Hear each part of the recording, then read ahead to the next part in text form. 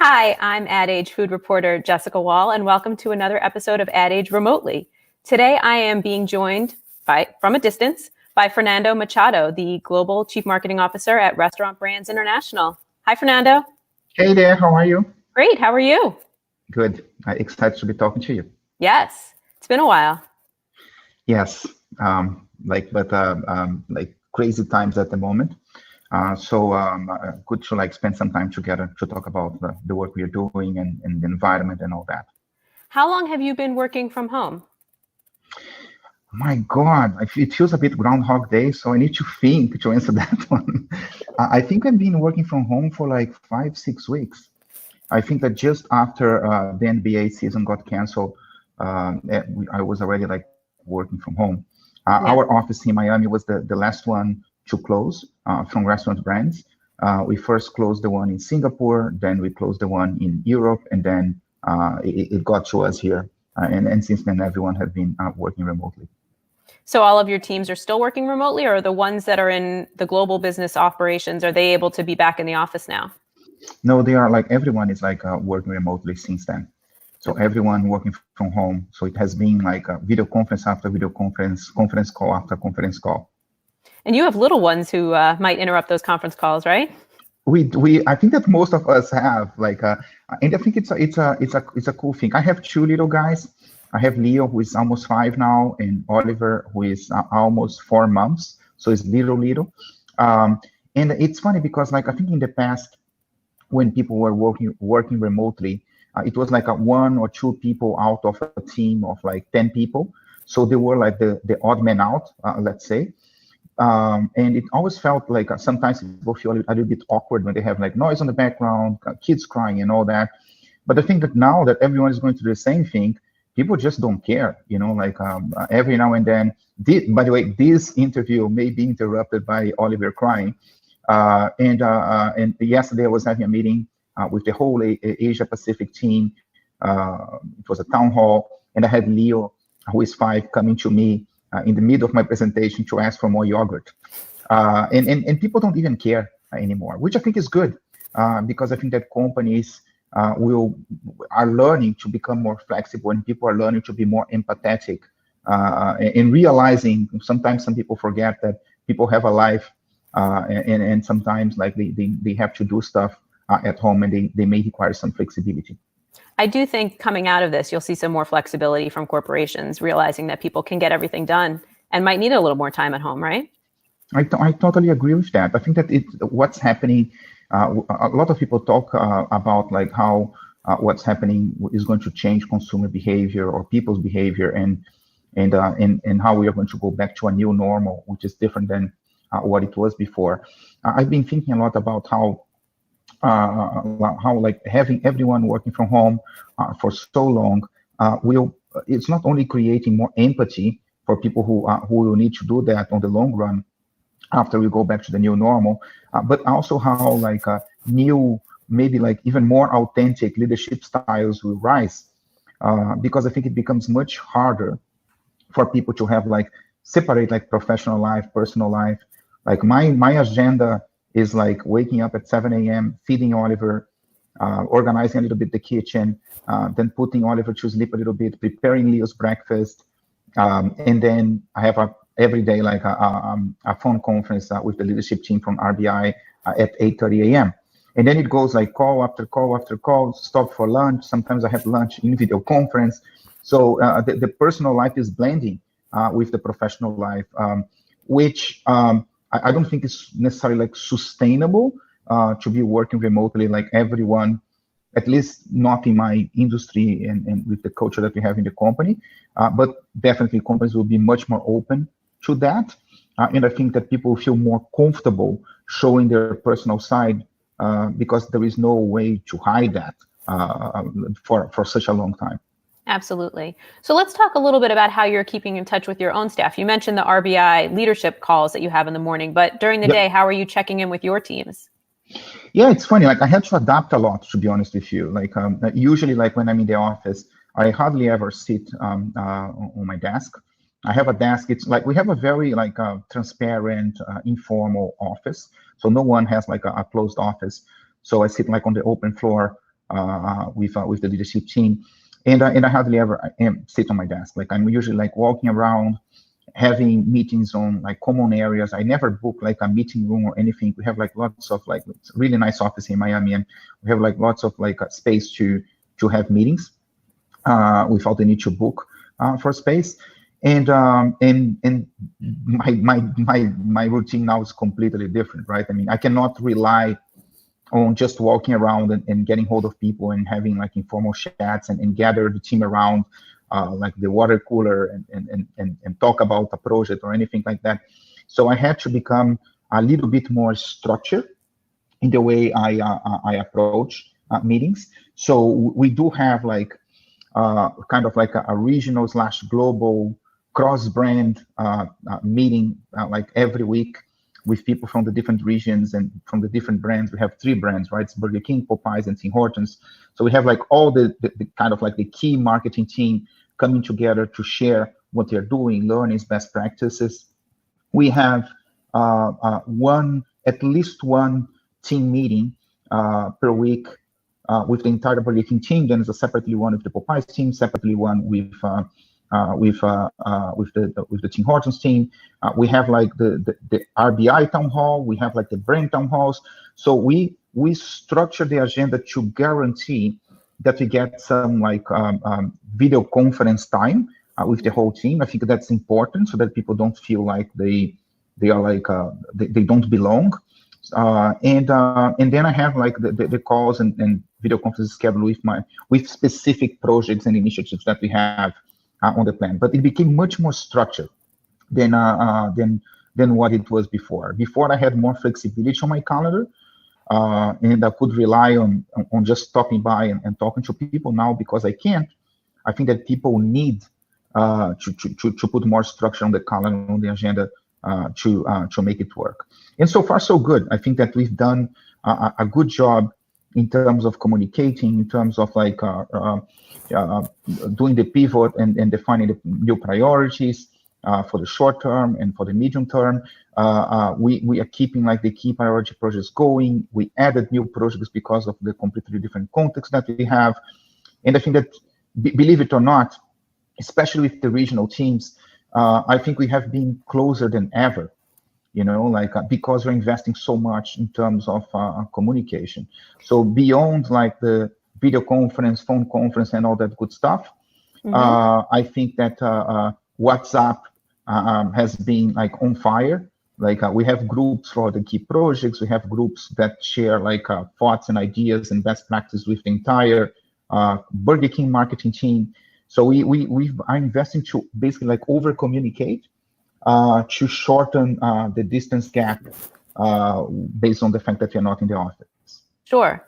Once again, I am Jessica Wohl, Ad Age's food reporter, and I'm joined today by Fernando Machado, the Chief Marketing Officer at Restaurant Brands International, which of course is the parent company of Burger King, Popeyes, and Tim Hortons. We have a lot of viewers from around the world watching us right now, Fer. So I want to give some shout outs to Paris, Fariz, Patricia, Jonathan, Nicola, Suchita, Francine. Everybody, thanks so much for tuning in, and make sure if you have some questions to leave them in the chat. I do have a question here from Johnny on Facebook. Do you think that the ads that Burger King has done sort of hitting at McDonald's a little bit, do you think that that's going to change after COVID-19? You've got some out-of-home ads and things like that some of your international brand, your international markets have done some anti-McDonald's work. There's been a little bit of it here in the US too. Is that a tactic you might take once this all passes?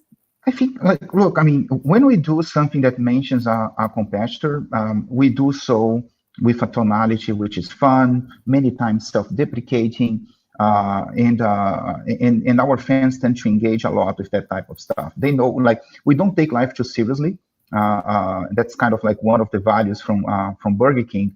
So we are playful, and sometimes we are playful not just with McDonald's, but with KFC, with Wendy's.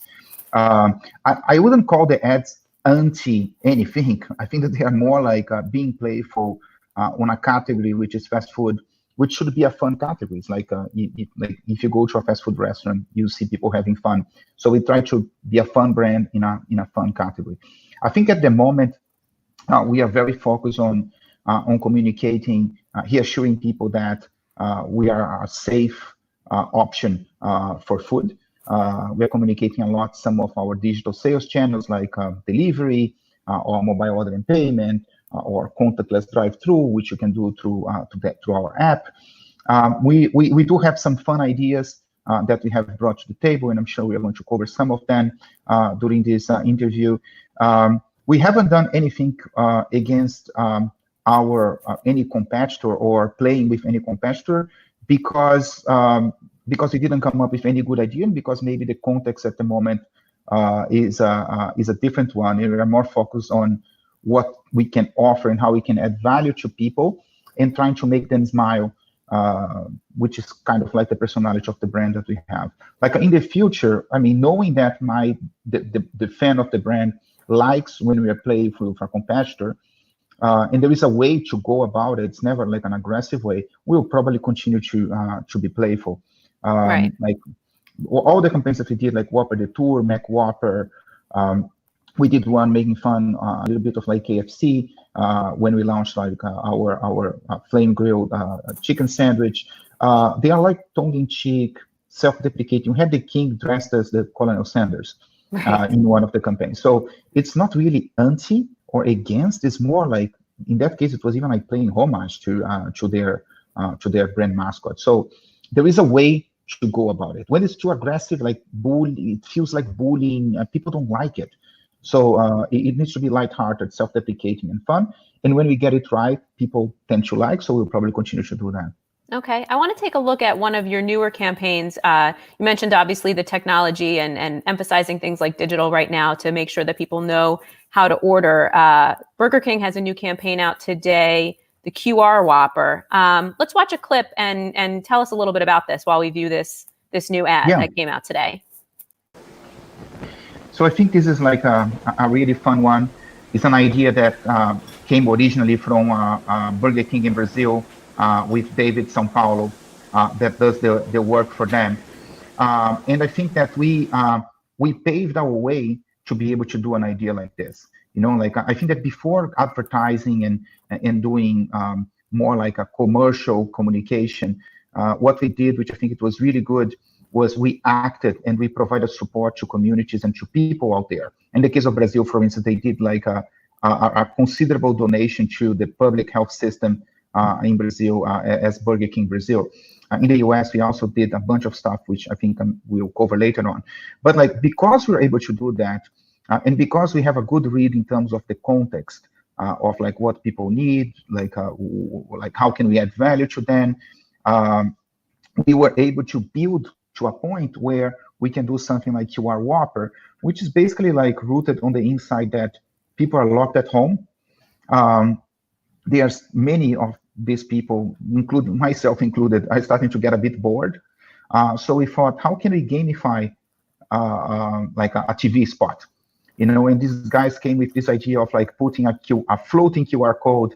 There are like a couple of different versions of the campaign. And if you're able to capture the QR code, you are directed to our BK app, which is something that we are promoting, and there will be a little surprise for you there, which I won't spoil. But like it's a fun one, you know, like it's just like something that like will hopefully put a smile on people's face and engage them in a time where if you are watching TV, things feel a little bit like doom and gloom. So we are trying to play our role as a brand that's fun and try to put a smile on people's face. Okay, and it gives people something to do while they're zoning out watching TV on the couch, which makes me think of another campaign you did recently, the Stay Home of the Whopper. I'm sure some people have seen this, but it took on a few different forms. In the UK, there were the signs on the Burger King restaurants where of the Whopper was sort of struck through in the text, and it said "Stay home," right? So "Stay home of the Whopper." And then here in the US, we had some couch potato imagery. There we go. So people staying home to stay safe and to keep people healthy. They were doing their part, right? Yeah. So this is like an idea that came from FCB New York. The same guys that did like Whopper the Tour like a year, 2 years ago. It was an idea that we originally developed for a different purpose. But the guys are so creative and so resourceful that they said, you know what? I think that we should use this for COVID-19 because it makes even more sense than the original purpose that we were thinking about. And then we said, you know what? Let's do it. And so we repurposed the asset. We changed the campaign. We didn't have to open camera, which is one of the challenges I think that most brands are having, including ourselves, because no one, I mean, we safety first, so we're not like necessarily going to the streets to film anything. And we did a partnership with an NGO. We did a donation to nurses as part of this campaign, and it sent a positive message around people should be staying at home. We have delivery. We offer free delivery through our app, and we made a donation. So it kind of like, in my view, this one touches many points which I think work well for us. It's very creative. It's different. It doesn't feel like wallpaper, COVID-19 advertising, because it's very different. It has the tonality of the brand. It makes you smile, but also takes into consideration the context that people are in, which is like people are very sensitive at the moment. All of us are. It's not just like I am. Like it's not just the consumer. And does something good. Drives digital. Drives delivery, which is like one of our key focus at the moment. So it was like rather successful in that sense. Do you feel like restaurants have a little bit more permission now to have some more fun? In the beginning, when everybody was first at home and things were first taking place here in the US, you saw a lot of safety-focused advertising, and you still see some of that, obviously. But do you feel like maybe we're getting to a point where brands are given permission to have a little bit more creative fun with their campaigns? I think it depends on the brand. I think that there are brands that are more serious. There are brands that are more fun. Like I think that every time, sometimes we do need to do an ad that's a little bit more serious, like we did with reassuring people of safety, of the new procedures that we had at the restaurant, inviting people to come through a drive-thru. Like we need that to have the credibility, right? But like Burger King is not a serious brand. Burger King is like a fun brand. Popeyes also has a little bit of that. You know, Tim's is more like Tim Hortons is more like emotional and maybe a little bit more mellow. Mellow is not the right word, but you know what I mean, right? It's more on the heart. BK is more like trying to trigger a smile. So naturally, as things start to evolve and as people, like at least from our perspective, need to smile, you know, even in face of like the difficult situation that we are all in, and as things start to get a little bit better, and I think things are starting to get a little bit better, and hopefully it will get much better over time. I think that the brands need to gravitate towards the real positioning that they have. And in the case of BK, is a fun brand. So in our case, it makes sense. I don't know if in the case of all brands, it makes sense. I think it really depends on the positioning that you have. And I want to take another question from Facebook. Once again, I'm here with Fernando Machado, the Global Chief Marketing Officer at Restaurant Brands International. And we have a question from Johnny on Facebook who wants to know, as everyone's home now, right? You and I are talking from our homes. You have people watching mass media more. Are you going to be upping your brand spend to take advantage of that? I think that what I've seen, not just in our industry, but in general, has been brands being a little bit more careful with their spending. Most categories that I know, they were affected negatively by COVID-19. In some of our markets, not the case in the US, but in some of our markets, we had complete shutdown of the restaurant, so we didn't have even delivery. Like it was completely closed. That's kind of like Spain, France, Germany, even China at some point. So I think that most likely brands are going to slow down in terms of traditional media spend, especially TV. We continue to advertise on TV, don't get me wrong. But by the way, you cannot change usually like your TV media plan in such a short notice. But my point is, I think you will definitely see more investment in digital, you know, disproportionately. It was already growing before COVID-19 for most brands. but I think you're going to see like an exponential growth, at least in percentage terms, of the money going into digital, because it's closer to the sales channels of most brands. I mean, if you Google and if you read the news, like you're going to see that all brands that have e-commerce, the e-commerce channel is growing a lot. If you look at some of the players in QSR that already publish results, you are going to see how digital channels are like over-delivering versus traditional ones. In many markets, Burger King has the dine-in closed, for instance, so we're only selling through drive-thru, delivery, and takeout in many places. So I think that you're probably going to see a bit of a reduction on TV in an increase, at least in percentage terms, in digital. And then over time, it will probably come back to be what it was before. Okay, great. We have another question from Facebook. This one comes from Anne and talks about the international scope that you have. You work with a bunch of agencies around the world. Do you intentionally come up with campaigns that are fluid, that can work across markets? I mean, we could look, for example, at a campaign you did, I believe it was from France, right? Where you had the Whopper, the ingredients for people to make the Whopper at home. Yeah. The campaign ran in France, but we obviously saw it here in the US as well on social media. Yeah, so that's the campaign you're referring to is a campaign from Buzzman in France. It's, I mean, Buzzman is a really great partner that we have with BK France. Like our model is very fragmented, right? I mean, we own, just in the case of Burger King, we own like 50-ish restaurants. All the rest is owned by franchisees. And in many markets, we have a master franchisee that controls like the marketing and controls the brand in the market. We work very collaboratively together. Like there is no distinction between they are all part of the global marketing team. They are all part of the same marketing team, but it's a separate company, and they have the autonomy to pick their agency. We recommend, we work with them, and most, I would say, all of the key markets, they have great agencies. So in the case of France, it's BK France.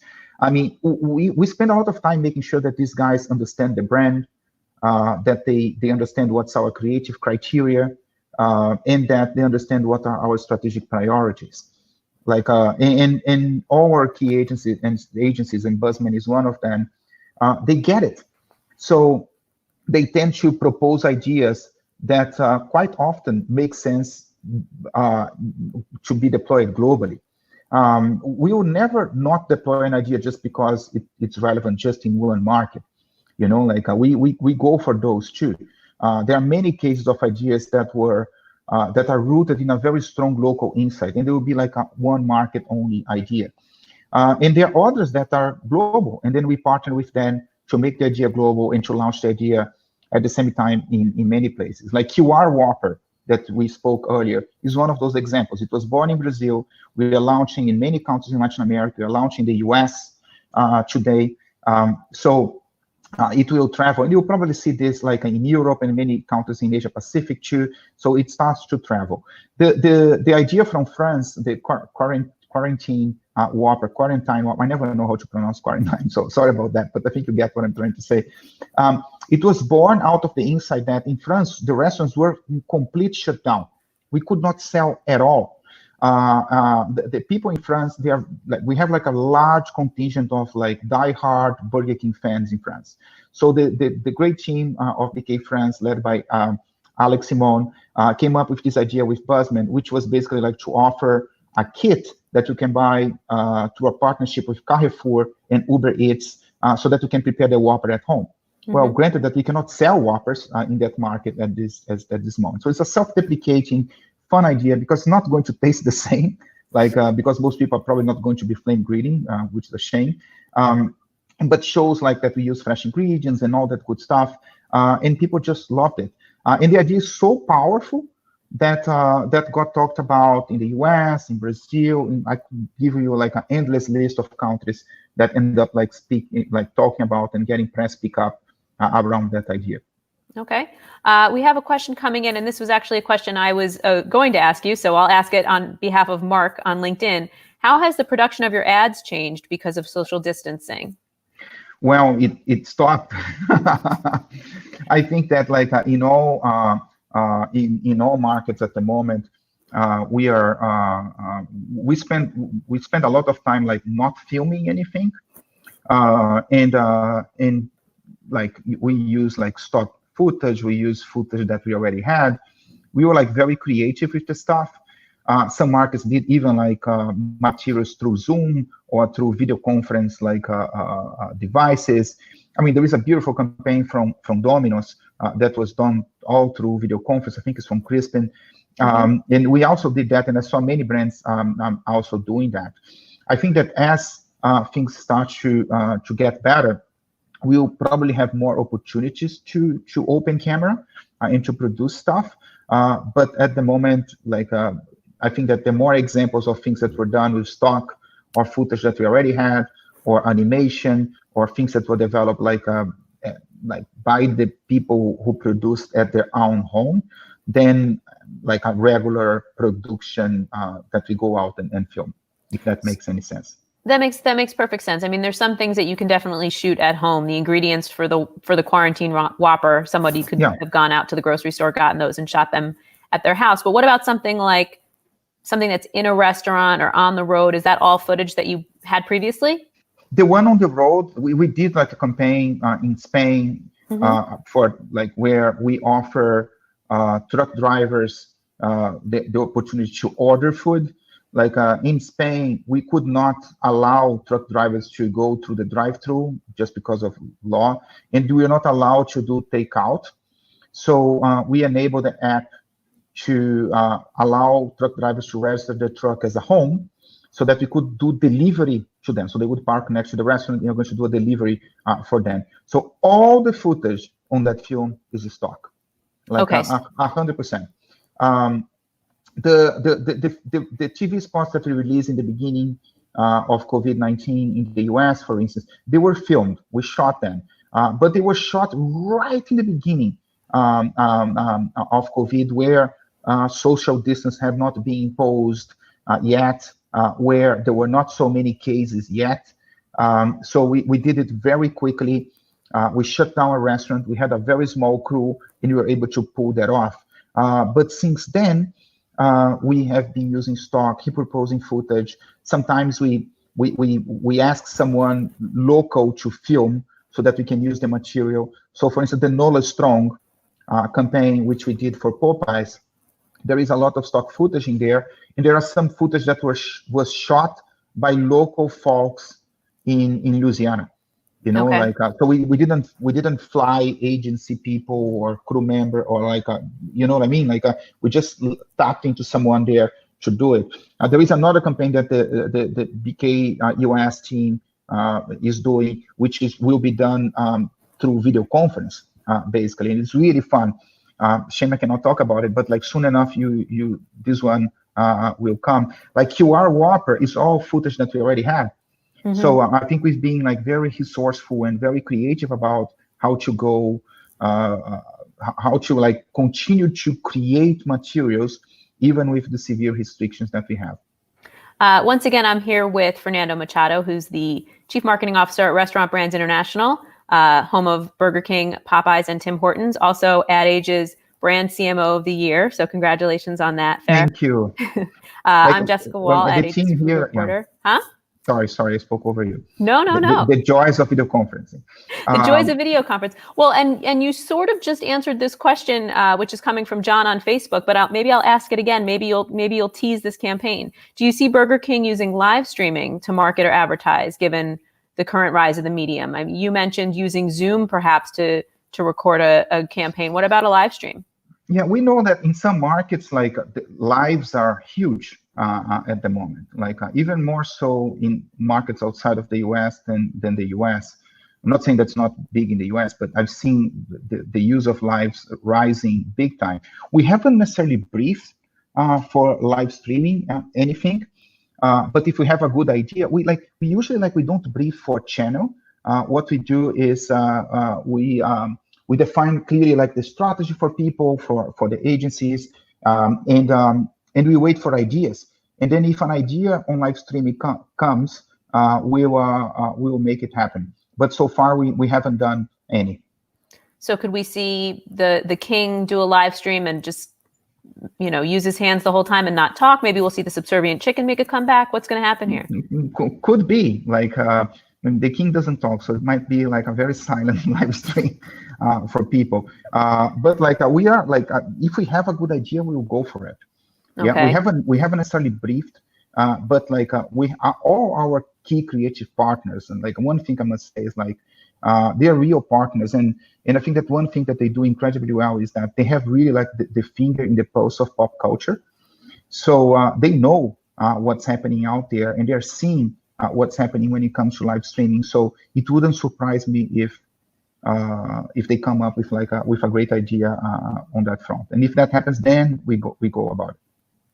Are you using Zoom calls to check in with your agencies? Or are you just doing briefs, over email or conference calls? No, we speak with our guys like the whole time. It's like this. It's like the agency, the relationship that we have with our key agencies is not like I wouldn't say it's the normal client agency relationship. We are one team.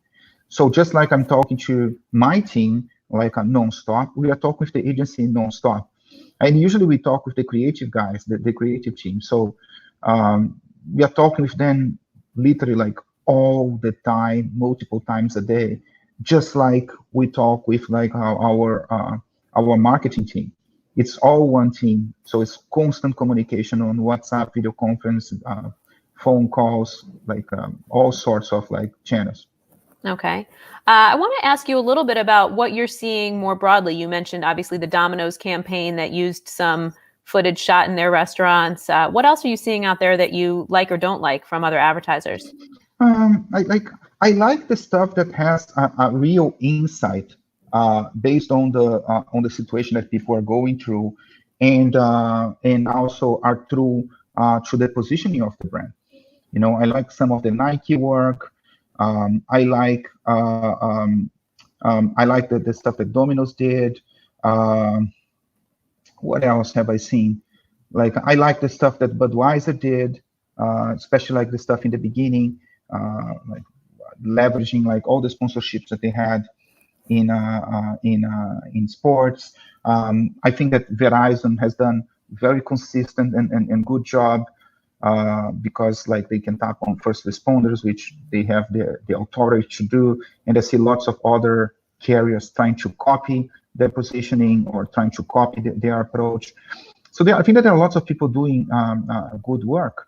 Like I like the work that's that's true to the brand, that's adding value to people and society, and that like executionally feels different and feels less wallpaper, which is tricky because we are all tapping into stock footage and things like this. So there is always that risk of like not being differentiated enough. But there are brands doing a good job out there for sure.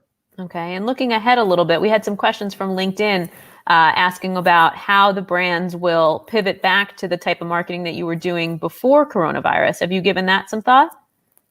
I think that we are constantly discussing that, like not just in terms of communication, but like we own restaurants, right? So how the design of the restaurant will change, like what type of message should we provide, how can we reassure people that we are a safe option, how like social distancing will play out, so we are constantly talking about how the new normal will look like, and trying to kind of like define some hypotheses so that we can try to preempt and better serve our guests.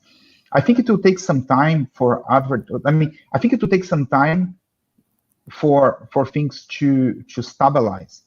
I think that even if social distancing were not something that people were practicing, when people go out, they will be still a little bit anxious about everything, So I think that it will take a while for advertising to be developed without people be thinking about the context of COVID-19. Surely, over time, most likely, for instance, I think that some brands will decrease over time how much they need to reinforce safety, how safe they are, and reassure people. I think that there will be a rise of advertising tackling like value proposition because of the unemployment rates, because people be mindful about the money they have. I think that there will be a rise of health and wellness in terms of message, because people will also be more mindful of that due to COVID-19. So I think that what's happening today will affect communication for quite some time. Like I would say like 18, 24 months, you still see advertising that in a way or another is developed with the context of what we are going through at the moment. Yeah, I mean, I think so many people now are used to the campaigns that show things like social distancing techniques or stickers on delivery bags and things like that. Those are all sort of the reassuring messages that brands are out there with right now. Yeah. But as that becomes table stakes, the communication will continue to evolve to other things, but all developed with the backdrop of the context that we'll still be going through.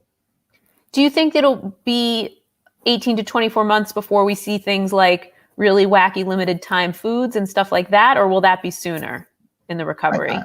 I think maybe sooner than that, because I also think that when people are able to get outside of their places in some categories, I'm not even talking about fast food, but I mean they will want to like get the time back, and there might be some indulgency and experimentation associated to some categories. So I don't think that there will be no innovation.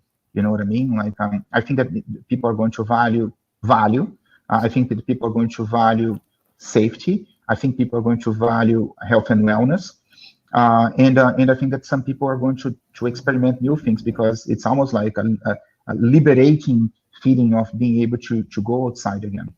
Absolutely. I do want to ask you another question from LinkedIn. This one comes from Rob, and Rob asks, what's been a good surprise for your brands during this time? Maybe something that you wouldn't have done that you tried because of COVID-19. I think that like definitely like all brands beyond fast food QSR, they have experienced like an acceleration of digital channels. Just think about your own behavior, right? I mean, here in Miami, we've been ordering much more delivery than what we normally order. We have been ordering like Instacart or groceries delivered much more than we normally do. We all have been even more time with our cell phones in our hands than the long time we normally are. So a good surprise has been the acceleration of these channels for all brands, including the brands that we manage here at RBI. Okay. And let's talk a little bit about the industry at large. I wanted to talk to you about the cancellation of Cannes. I know that's something you look forward to every year. What does the lack of advertising community events mean for the industry? Look, I mean, I think that like we still have some, right? They're just like done virtually. I think that the one show is happening, meaning like at least the award show, the D&D is happening. Cannes was canceled. If I recall correctly, Clio, I think Clio was canceled too. Don't quote me on that. But I personally enjoy it because I end up like seeing many of my industry friends during some of these events. I think safety comes first. So it's absolutely the right thing to do to postpone or cancel some of this stuff. I think that Philip Thomas and Simon Cook did absolutely the right thing with Cannes. It's a shame because I think we all need a bit of cheering and some smiles and something to be looking for in a moment that we're all locked at home. But it's the right thing to do. And then hopefully like next year, all these festivals will come up like even stronger than they have ever been before. For us, doesn't change much, to be honest. Meaning like for a marketing guy and for like our industry, but it's definitely something that personally like many marketeers and definitely like agency folks are always like looking for because it's fun. Okay.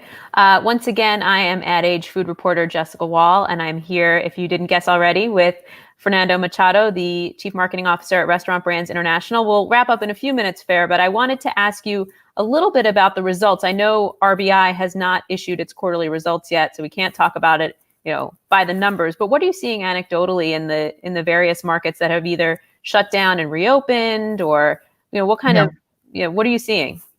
I think that markets are at a different stage at the moment, right? I mean, you have markets that are still in complete shutdown. You have markets that have some of the sales channels that we have closed, like the US. And you have markets that are starting to slowly reopen.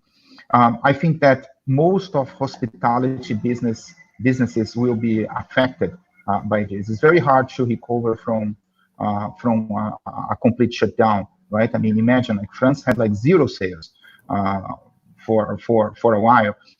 Same for Spain, same for Germany. So it will probably negatively affect the industry as a whole. It's obvious that there will be an acceleration of digital channels, but most markets still rely heavily on dine-in or drive-thru. So it will probably it doesn't necessarily help the industry, but things are starting to get better. As countries start to reopen, I think that the industry will also gain traction. I think that fast food always offers great convenience, great value. So as people go through a tough time, it's definitely going to be a good option to people because of that combination. So let's see. I cannot comment in detail because, as you said, we haven't published the results. But right now, I mean, you've got a few dozen of your closest friends watching you right now. You want to give us the results? We're happy to hear them. Well, I wish I could, but I would have a tough time with my boss and with my leadership team if I did that. And I really do want to thank you for taking the time and joining us. I think we somehow avoided my kids interrupting, your kids interrupting, the dogs. Mm-hmm. I think we made it. So thank you so much for joining us, Fernando Machado from Restaurant Brands International. And I do want to tell the audience that my colleague Anne-Christine Diaz from our creativity team is going to be live tomorrow talking about how experiential is changing during this time. So you can tune in at 2 p.m. Eastern to hear her conversation, which will be with agency executives from Ogilvy, Cashmere, and Canvas Worldwide. That'll be at adage.com/live. So again, Fernando, thank you so much for joining me. Enjoy some sunshine for us in Miami, if you will. Get out a little bit. My pleasure. I would try. At least on the backyard here, I can see the sun. Yeah, it's a cloudy day here in Chicago. So get some sun, put it in a package, send it on up here. I'd appreciate it. Thanks for having me. I really appreciate this space. We are big fans of the work you do, Jessica. So anytime, always count with us, okay? Absolutely. Thanks again. Thank you.